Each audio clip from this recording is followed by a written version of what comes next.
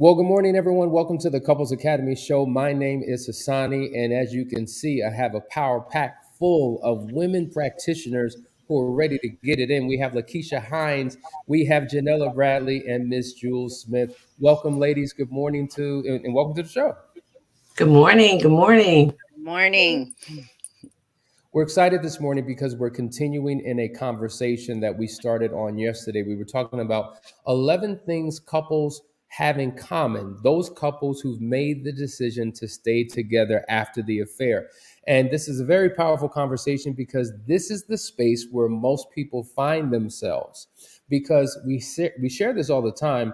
Overwhelmingly, infidelity, though it is a cause of divorce, most people don't divorce because of infidelity. They divorce because of people's willingness or unwillingness to do the right thing after the discovery of the affair. So we've seen many relationships be restored and redeemed and even be better after the discovery of the affair because they were willing to do the work. So these 11 commonalities are couples who are doing the work. If you do not do the work, then you're not going to get the results that you want. So we're going to go into a number of points today that I think are going to be tremendously helpful. But before we do that, we want to make a couple quick announcements. As we mentioned, Unearthed is beginning January the 30th. If you're interested, make sure you register. It's going to be phenomenal. Danielle does an incredible job, really making a difference in the lives of women. Then we have the Last Chance Weekend, February the 10th through the 12th. Make sure you register for that. People are starting to join foundations and get something powerful out of this twice a week experience. So make sure you do that. If you haven't downloaded the Couples Academy app yet, what are you waiting for? Get connected to us.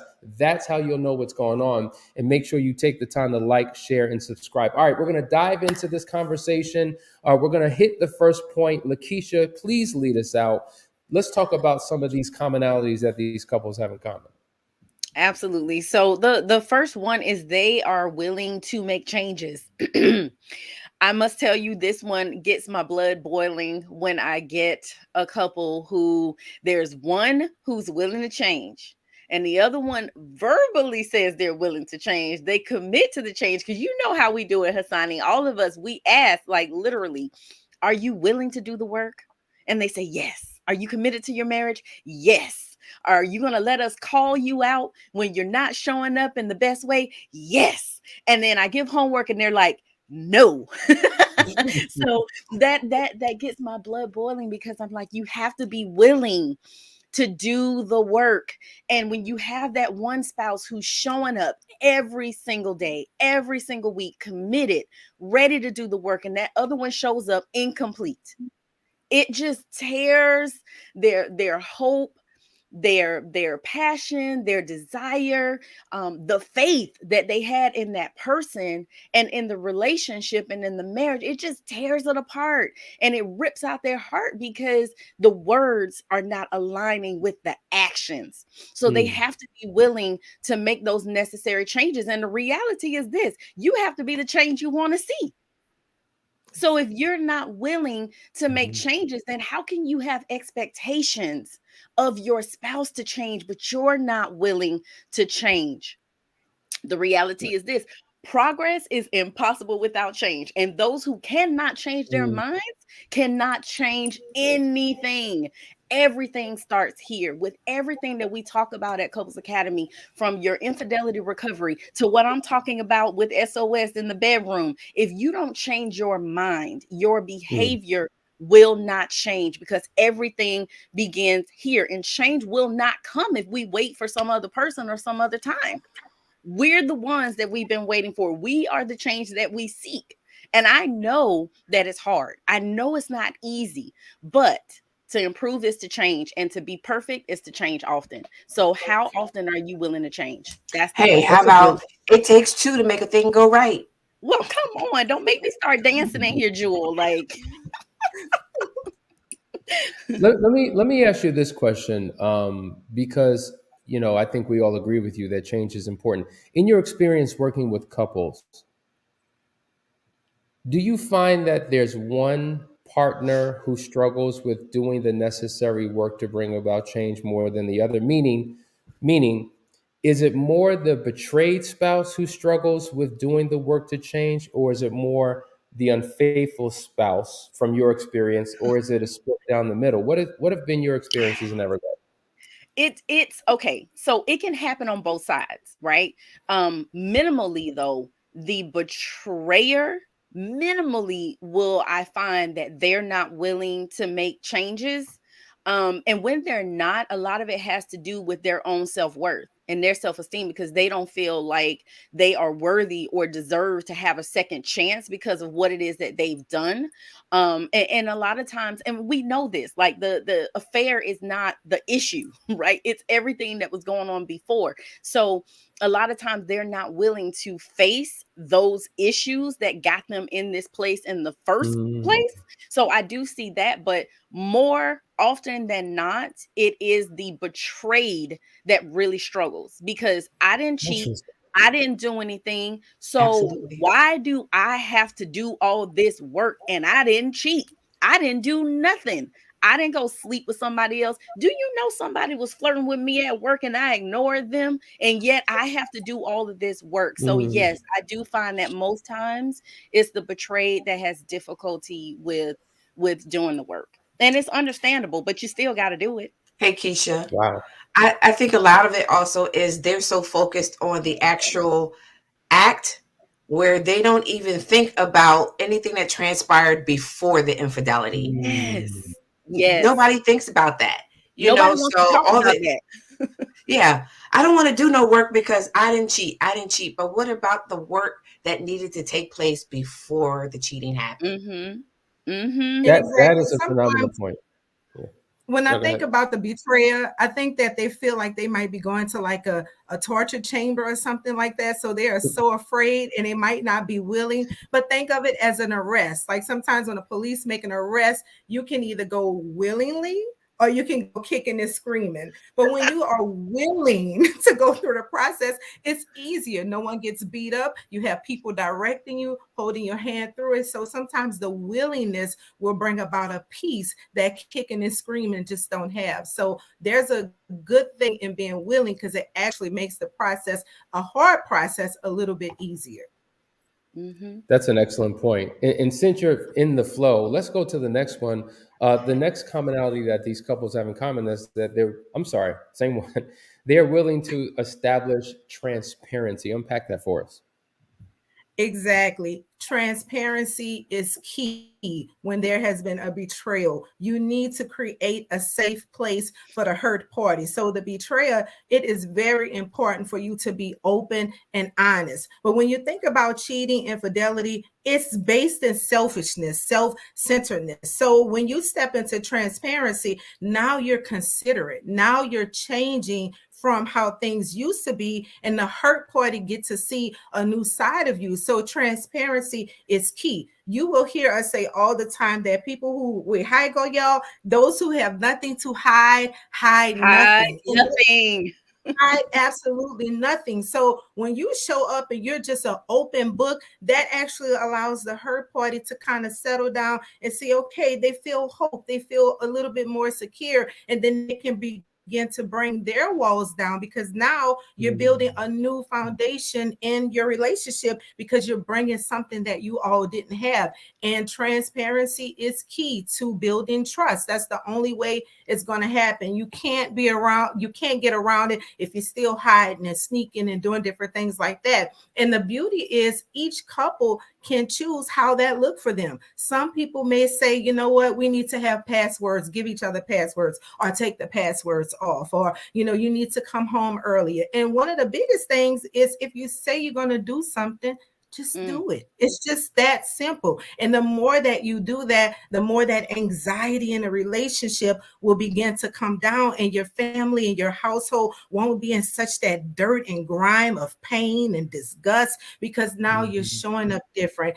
and everyone can begin to move in a state of peace. So transparency is key. It's funny. I was going to ask you a question, but you kind of answered it. Well, what does transparency actually look like? And to your point, it may look different for each couple. And here it is: the principle of transparency is what you need in your relationship, but how it manifests or how it unpacks itself may be different for one couple than another couple. So depending upon where the deception was or where the breakdown of the communication is, that will determine what you need to zone in on and focus on to begin to experience that level of transparency. And to your point, whether it's the phones, whether it's the emails, or just have an open and honest conversation where we dialogue, because some are still scared to share their thoughts, their feelings, their emotions, their opinions, all of those things, which makes it very hard to have that level of intimacy that they're searching for. So that's an excellent point. There's a number of comments in here, and I want to say good morning to all of the viewers who are watching. Sandy says, it does take two to make things go right, right? Change requires both to create a new foundation and trajectory for your marriage. That's very true. It absolutely takes two. The challenge is sometimes one has to initiate and it takes the other some time to get on board. We're operating at different paces. But you're right, two ultimately is the sweet spot and where we want to be. Papette says, good morning from Melbourne. That's in Australia. I really value the advice from the whole team at Couples Academy. Y'all are fantastic and inspiring. Well, we appreciate you, and we're glad that we're reaching all four corners of the earth. Then Ben says, Mrs. Lakeisha, right? And still, you can't wait for the other. I had to put in the work and not wait. Life is short. You could be waiting till hell freezes. Well, we certainly don't want to be waiting that long, but that's a good point. And then Gonzalez says, either you live with your convictions or repent and release. Live a life of integrity and transparency to overcome and transform your relationship to an undeniable relationship. So excellent comments, excellent points. Listen, guys, you're watching the Couples Academy show. We're going to go to a quick commercial break and come back with some more goodies on the commonalities that these couples who've made the decision to stay together have in common. Stay right there. We're really excited about Foundation. It is a new group program where couples are gathering from all around the world twice a week, couples who just want to have a thriving, successful, amazing marriage. No really well-built house is built without a foundation. As a matter of fact, without a foundation, it can't stand. It would just crumble right into the ground. We are going to interview experts and other successful couples so that you can get a glimpse into the lives of other people who are doing what it is that you desire to do, who have and are accomplishing what it is that you want to accomplish. And we also have over 500 videos available for you to watch of all of our teaching. Everything that we've ever done, every topic that we've ever covered will be accessible to you. So guys, if this sounds exciting to you and if this sounds like something you've been waiting for, go ahead and just give it a try. We're literally giving away a 15-day trial for $1. And then after that, it's simply $3 a day. And so is your marriage worth it? Is your future worth it? Join the community today. Just click that button and meet us on the other side.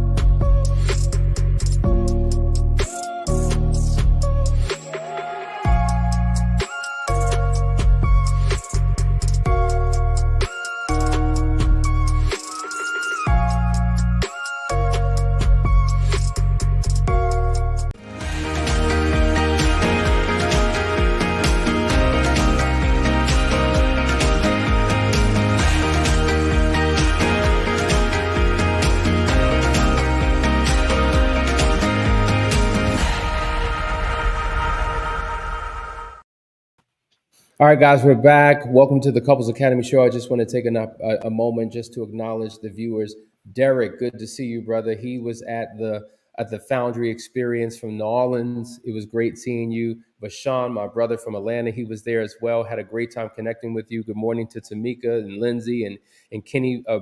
Daryl. Daryl was there at the Last Chance Week, and of course Gonzalez Smith, Ben Scott, Papette, Torre, Sandy P, Cali Power Couple in the building, in the house. Mike Perry, Patrice, JD, my brother was at the Foundry experience as well, and Tamika we're glad to have you all on. We want you to share, like, and subscribe. Just don't hold on to all this goodness for yourself. There's so many other people who can benefit from what it is that we're sharing this morning, and we want you to simply press that share button. All right, we're talking about the 11 things that couples have in common who stay together after an affair. Number one, we dealt with the fact that they're willing to make the necessary changes. Number two, they've established a sense of transparency. And we're going to go into the third one now. They're willing to get to know each other again. How important is this? This is extremely important. And the key word here is willing. You both have to be willing to do something totally different. And what I mean by willing, you're creating new bonds, a new relationship. That means learning each other all over again. Not learning the old person, like the new thing. Okay, well, what's new about this person? No, this is a new person. This is a new relationship. This is a new marriage. Talk to them. Ask questions. Date. Just like you used to do when you first started. You know how the men used to open up the doors. Go back to opening the doors. Ladies, when we would go on a date, before they got there, we was all beautified and all cute. Then we didn't got comfortable and we didn't gone out in sweatpants and sneakers. No, you have to go back to the beginning, but it has to be a new beginning. You have to do everything that you didn't do that you want to do in order to make this thing new. New meaning being on the phone, you in one room, me in another. That means the man leaving the house and picking you up. You know what I'm saying? Coming to your house and ringing your doorbell. He have to act like he don't live there. But, those type of things. Talking, engaging, and don't be afraid to talk about the hard things, because those are the things that keep things new. Those are the things that are actually will allow you to see your partner in a different light. And there's no more secrets. So everybody is just glowing, and you keep that. Yeah, I think that's a powerful point. I think what happens is things get stale, things get predictable, things become normal. And we have to learn how Mm-hmm. to turn normal into new again. And one of the ways of reviving or rekindling the passion, or how do we renew, well, do new things, to your point. Like certain times, couples get caught up in these patterns that they've been in for the last 10, 15 years. Now, we can talk sex, and I know Lakeisha can speak to this. Same position, same time, same routine. It's boring, it's predictable. Let's try something new. Or when it comes to date nights, we always go to the bar, right? The bar and grill, down the block. Can we Fridays. go to a different part of town? Can we try a new restaurant? Can we try a different cuisine? We always wear jeans and sneakers and t-shirts. Can we dress up this time? Like, bringing new things in is critically important. And I think a lot of people have lost the art of that. Now, it's interesting what you're saying, Joel, because I'm doing an intensive, and we're comparing, and it's a hard conversation to have. We're comparing the thrill and passion and the excitement of an affair, which is Mm-hmm. new, to the normalcy, predictability, and monotony of a long-term relationship. And so Mm-hmm. the wife is asking the question, is she more exciting than me? And he gives his answer, and then I got to come in and I got to unpack it and say, well, I want you to think less about it being a comparison between you and her, because that's the easiest thing to do. But the Right. nature of the relationship is different. It's just so if we take you out of the equation and her out of the equation and put any two people in the equation, an affair, because it's new, because it's passionate, because it's naughty, because it's the thing I'm not supposed to do, there's an element of excitement that a relationship you've been together for 10 years just doesn't have. That's why you have to be critically intentional of bringing new and different in. And an affair has no responsibility, though. You know, in that affair, everybody's living their best life.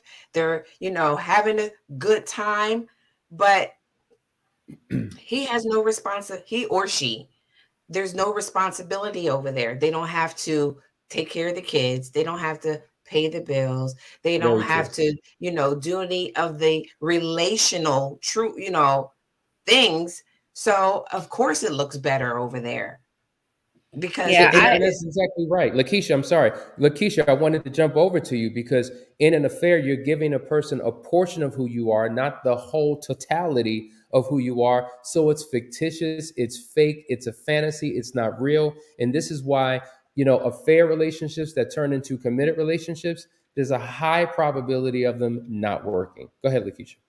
that's true. And I just wanted to kind of piggyback off of what you were saying, Joel. Like that's exactly where my mind was going. And I was thinking, man, drive separate cars, like meet up and have dinner or plan a date where literally you are just focused on each other and free of distractions, like dinner at a new restaurant or a picnic in the park, and literally just talk. You have to plan dates like you did before you were married, and make talking a critical part of that, which is why I said you want to go someplace that's free of distractions. Like you don't want to go to a concert, to the movies, like that's your play date, right? That's your play date. Actually connecting and getting to know, like you said, Jewel, we're completely different people now, right? It's a whole new relationship, and we have to introduce ourselves to that new person and talk. And talk literally is an acronym. You got to take issues head on. You got to have a forward looking mindset and be there to talk about what's next and discuss best practices for taking those issues head on. You have to have an agenda. Ladies, we know we have a tendency to just go and go and go, and our men will tap out. So we have to have an agenda. We need to know exactly what we're going to talk about when we come together so that we're actually making progress. We're actually having resolution to the problems, because oftentimes that's when a lot of men are reluctant. And even us ladies, we're reluctant to talk because we're not getting resolution. So we need an agenda so we can be focused and make sure that we're walking away with a resolution. And then you got to link your list. You got to have some connectivity, right? You have to have a process for passing information and receiving information so that you make sure it's heard and that it's received in the way that you intend. And then last, you got to keep a rhythm. You got to make sure you're having that standardized frequency. When are we going to talk? Is it Wednesdays at 6:00? Right before Bible study at 7, whatever it is, but we need to have a rhythm of when we're going to communicate so everybody knows exactly when we're going to talk. Because that's another issue too, is we get frustrated because, okay, how long am I going to have to wait before we get to have a conversation? But if we have a set time every single week, then I know I can hold whatever it is that I got going on until Wednesday night at 6:00. I know that we're going to have that weekly meeting or what have you to be able to talk about issues. Wow. What was the acronym again? What was that It's word? talk. So it is taking issues head on, right? Hmm. Going to have an agenda. You got to link your lips, and then you're going to keep a rhythm. Love it, love it, love it. Here's a question that I want you to respond to, Lakeisha, and then Janella, I want you to pick up on it. I understand the first part of the question. Is it wrong to expect the same that the affair partner gets? Okay, so this is a spouse, their partner cheated on them. Is it wrong to expect the same that the affair partner got from my husband or from my wife? Isn't it setting the bar of what the unfaithful is capable of and should expect the same? How do you respond to that? I'm going to go to you, Lakeisha, then to you, Janella. Okay, Chef Spawn. I'm going to say that if you do that, you are going to spawn a bunch of foolishness. Okay, you can't do that because it's not the same person, it's not the same relationship, and you do not want to get into these comparisons. That literally destroys your relationship, it destroys yourself,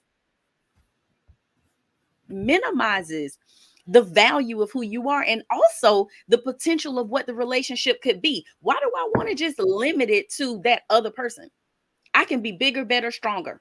I can be healthy, happier, healthier, sexier. I can literally tear down everything in this bedroom. So you may think it was good over there, but it can be 2 times, 3 times better over here if you focus your energy and attention into getting to know who you already have. And when you start comparison to start these comparisons with the affair partner, literally what you're doing is bringing them and inviting them into your bedroom. You're inviting them into your life. You're inviting them to stay in your marriage. No, we got to completely get rid of that. That's the past. And we have to focus on right now, which was Jules' last point of getting to know who you are now, being willing to get to know who this person is right now. We don't have time to be thinking about that other person because it wasn't about them in the first place. That's Exactly. first of all, I want every woman to hear what Lakeisha just said. She said, tear down everything in that bedroom. All right. Tear So it down. she's giving you some advice on what to do in that bedroom to bring the passion back in. Love it. The second thing is, to your point, the comparisons are no good because when you compare, you're always keeping that other person attached to you. They're attached Mm-hmm. to your heart. They're attached to your mind. When your spouse who had the affair is ready to move on and disconnect, you keep them in the relationship because of the Yes. internal comparisons that you make, which is not healthy at all. Come on, bring us Mm-hmm. home, Janella. What's your perspective on this question? Oh my goodness. So, if you have been listening to us today, 2 words that we are saying over and over, you have to be willing and intentional. And if you bring that into your relationship, you give yourself the freedom, you give yourself the opportunity to create the relationship that you want and need, whether it's communication, whether it's date night, whether it's in a bedroom, whatever area we are talking about. If you are willing to make changes, if you're willing to address the issues that's going on and be intentional into bringing spice back into your marriage, or be intentional about showing compassion and love to one another. If you have willingness and you are intentional, you will have the relationship and a life that you desire. There's no way around that. You got to grieve the Absolutely. loss and let it go. That's what it Mhm. is. Grieve the loss and let it go. The loss of that affair, the loss of your old marriage, you got to grieve it and let it go. And Yes. keep in mind, and one thing, keep in mind is you never want to give anyone that much power over your mind and your thoughts. So Mm-hmm. this other individual, now that's going on with their business, doing whatever, you're so focused on what they were getting, Mm-hmm. how they were being treated, where you've become inundated in them. So now they control everything that you feel. Right. You're allowing someone else now to control your emotions and how you feel and how you now relate to this other to your partner. Mm-hmm. Now, if that other person knew that you were spending that much time on them, then they got you exactly where they want you. Mm. And it's disrespectful. Facts. All right, guys. I hope this was helpful. We're going to get one more in. This is the final one, number 11. They're willing to be introspective. And I think we've kind of hit on this throughout the course of this conversation, but they're willing to sit back, to take a step back and begin to evaluate.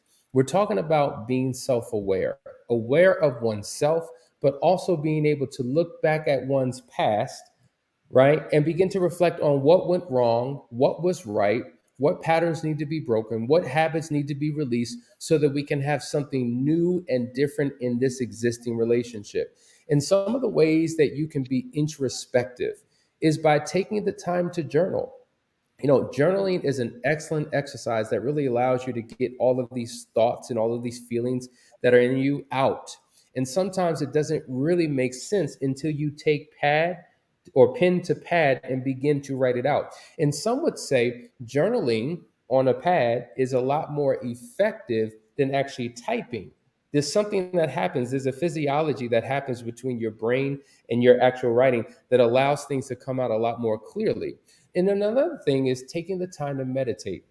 Now, any of you who've been through Unearthed or you've been through Foundry, we talk about the importance of meditation and actually doing it at the start of your day. So if that means getting up a little bit earlier and having your own alone time to be in reflection and to begin to meditate, it allows you to get into a good emotional space, but it also gives you clarity of thought as you begin to analyze your life.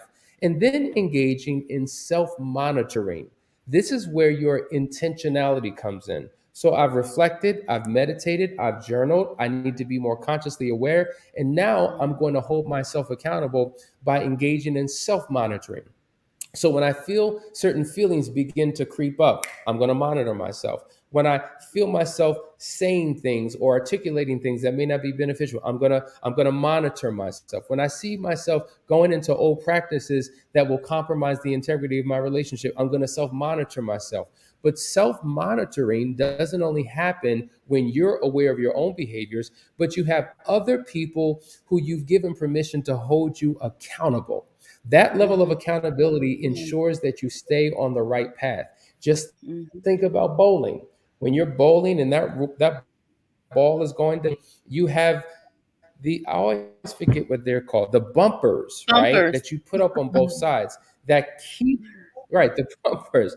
They help to keep that ball, heading straight ahead so that they don't wind up in a gutter. And likewise, we need to do the same thing in our relationships so that our lives and our relationships don't wind up in a gutter. When you are committed to these 11 things, it makes a major difference in your life and in your marriage. So listen, guys, I hope that this was helpful. Hope you got something out of this conversation. Thank you, ladies, these phenomenal practitioners. If you have yet to reach out to us to set up a discovery call, we encourage you to do that, because Lakeisha Hines, let me tell you, Lakeisha Hines and Jules Smith and Janella Bradley, they are some bad sisters who will give you what you need to transform your life and your relationship. So thanks for tuning in. We'll see you tomorrow for another great episode. Take care.